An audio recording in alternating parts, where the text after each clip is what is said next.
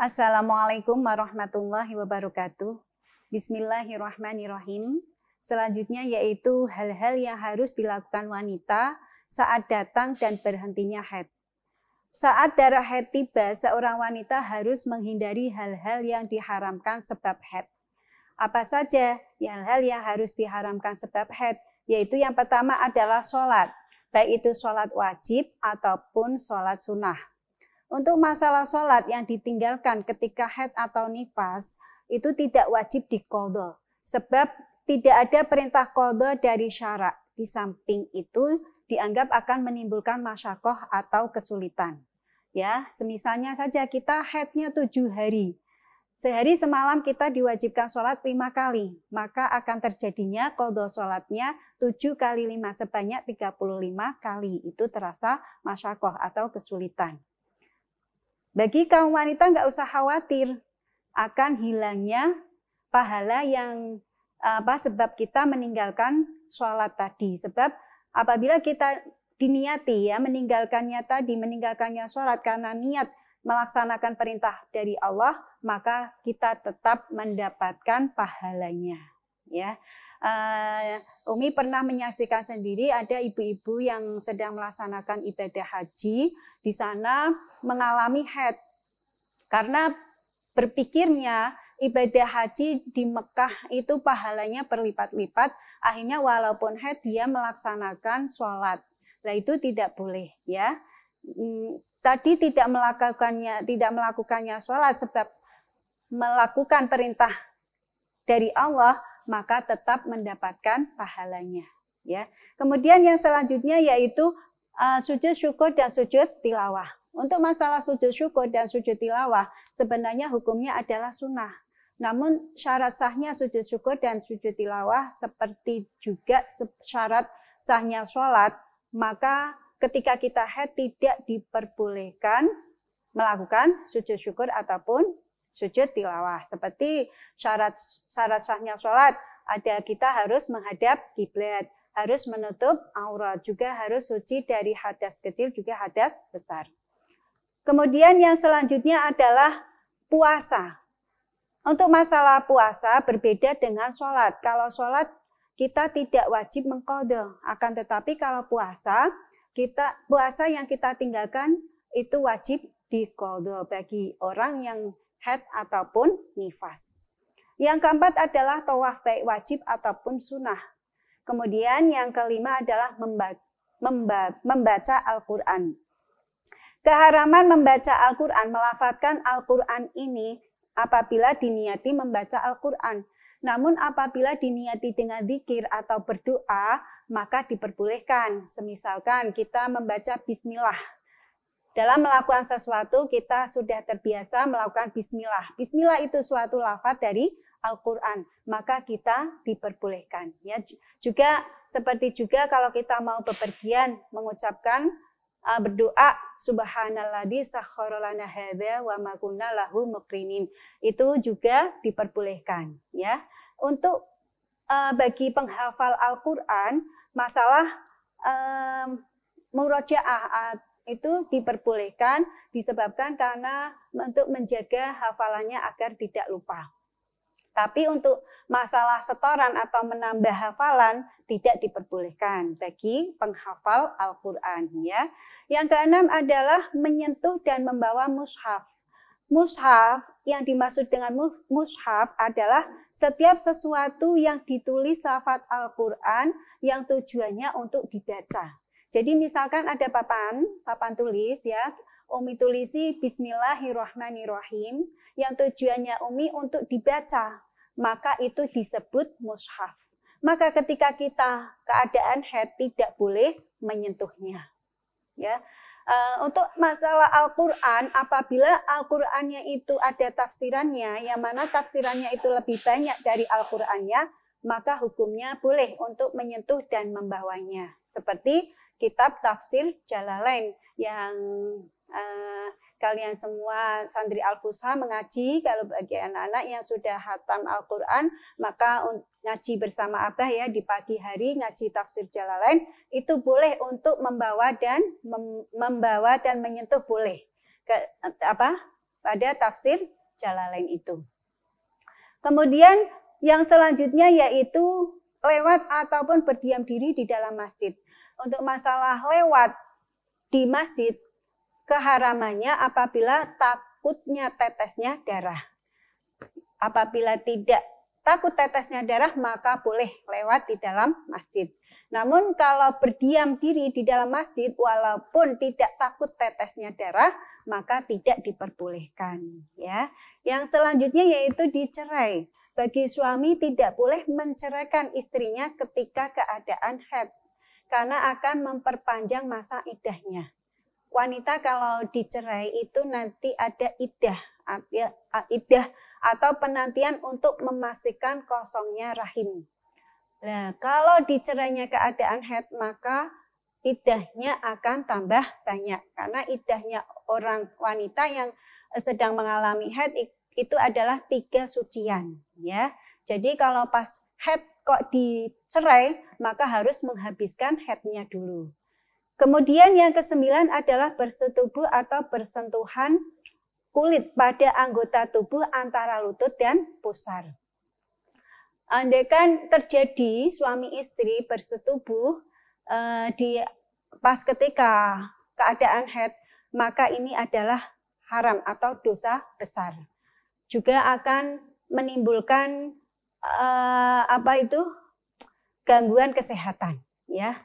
Jadi juga bagi wanita walaupun sudah suci, itu kalau mau melakukan persetubuhan harus mandi dulu.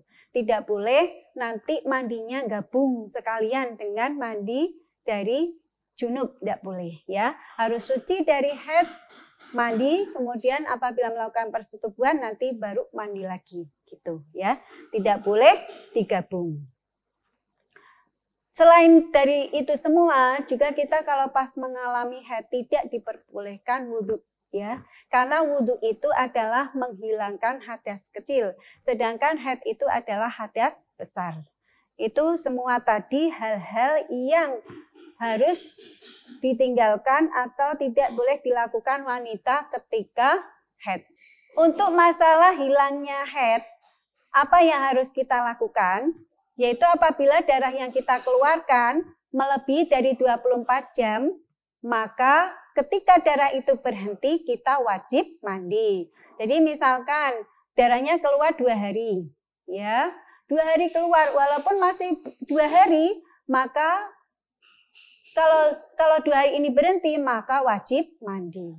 Sudah berhenti 2 hari, keluar lagi darahnya selama 3 hari, maka posisi di sini ketika berhenti wajib mandi lagi. Kemudian kok berhenti 1 hari? Dan keluar darah lagi 1 hari, maka ketika darah berhenti di sini, kita pun wajib mandi lagi. Begitu seterusnya selama masih tidak melebihi 15 hari, 15 malam. Ya. Nah, sekarang apabila darah yang kita keluarkan itu kurang dari 24 jam, maka bagaimana kita menyikapinya? Yaitu misalnya sehari kita keluar darah cuma 3 jam. Dari jam 12 sampai jam 3. Jam 3 itu waktunya sholat asar. Maka ketika darah dilihat kok ternyata berhenti, maka kita cukup membersihkan bekas keluarnya darah dan wudhu melakukan sholat. Tidak usah mandi. Setelah itu besoknya kok keluar lagi. Keluar lagi sebanyak 2 jam. Ya, dari jam 5 sampai jam 7. Jam 7 itu waktunya sholat isya. Kok dilihat berhenti? Maka di situ cukuplah untuk bebersih dan wudhu kemudian melakukan sholat isya. Tidak usah mandi. Setelah itu sholat subuh, besoknya jam 7 pagi keluar darah lagi. Ya, selama 4 jam. Dari jam 7 sampai jam 12. Jam 12 ke hamam dilihat, lah kok berhenti lagi. Maka ketika ini mau melakukan sholat duhur, cukup dengan membersihkan dan wudhu dan melakukan sholat duhur. Tidak usah mandi. Begitu apabila darah yang kita keluarkan tidak ada 24 jam, maka tidak usah mandi, cukup membersihkan tempat tadi bekas darah dan untuk melakukan wudhu kemudian sholat. Ya. Jadi sekarang tadi caranya gimana untuk mengecek suci, untuk mengetahui kalau memang darah itu sudah berhenti. Caranya yaitu dengan memasukkan semacam kapas atau mungkin cotton bud ya, dimasukkan ke farji kita ke dalam sedikit ya, supaya mendapatkan cairan. Kemudian kalau dilihat warnanya itu sudah putih, maka itu hukumnya suci. Dan apabila yang didapat itu warnanya kuning atau keruh, maka itu terjadi khilaf ya, seperti yang dijelaskan kemarin. Untuk itu maka bagi kita kalau sudah mau suci harus sering-sering melihat. Lebih bagusnya itu setiap sudah masuk waktu sholat maka kita mengeceknya supaya kita tidak meninggalkan sholat. Ya, jadi untuk masalah suci kalau sudah mendekati suci itu nggak bisa kita menghukumi dengan melihat celana dalam saja. Ya. Jadi biasanya itu prosesnya haid itu kan 1-2 hari keluar bancar ya, kemudian 3 agak sedikitan, 4 dan begitu seterusnya, semakin lama semakin sedikit keluarnya. Makanya kalau sudah keluarnya agak sedikit kan sering kita akhirnya tidak pakai pembalut ya. Nah, di situ cukup dengan memakai celana dalam. Walaupun di celana dalam itu tidak ada warna darah, namun harus kita ceknya dengan mencolekkan ke dalam pakai kapas ya. Tidak bisa di celananya dalam saja sudah bersih, itu dihukumi suci, tidak bisa begitu. Harus melihat dengan kapas. Begitu apabila sudah mendapatkan cairan putih, maka itu hukumnya adalah suci. Begitu pula harus kita ingat bahwa penghitungan suci itu dihitung dari berhentinya darah, ya. Berhentinya darah. Jangan sampai menghitung suci dari mandi. Karena terkadang sudah suci tidak langsung mandi. Seperti umpama kita suci jam 10 siang. Karena posisi kita tidak memungkinkan untuk mandi di waktu itu, akhirnya kan kita melakukannya nanti gitu ya. Sebenarnya itu tidak apa-apa, asalkan tidak meninggalkan sholat. Ya. Jadi misal 10 tadi, kemudian jam 12 sudah manjing duhur, kita mandi dan melakukan sholat, maka itu tidak masalah. Namun penghitungan sucinya yaitu dari jam 10 tadi, jangan sampai dihitung dari jam 12 ketika mandinya. Karena itu nanti akan mempengaruhi penghitungan kalau kita mengalami istihadah. Juga bagi wanita harus memperhatikan juga hal-hal yang lain. Seperti yang sering menjadi pembicaraan itu bagaimana kalau rambut kita terlepas dari kepala kita atau tubuh kita. Kemudian juga kuku yang sudah terlepas dari jari-jari kita. Apakah nanti ketika suci dari haid atau mandi itu diikutkan bersama? Itu jawabnya adalah tidak usah. Jadi rambut atau kuku yang sudah terlepas dari tubuh kita tidak usah ikut mandi bersama kita ketika suci dari haid. Dan saat darah berhenti, wanita juga diperbolehkan untuk niat melakukan puasa. Ya, semisal berhentinya darah itu jam 9 malam di bulan Ramadan. Mau mandi malas jam 9 malam ya. Maka kita niati aja, niat puasa seperti biasa.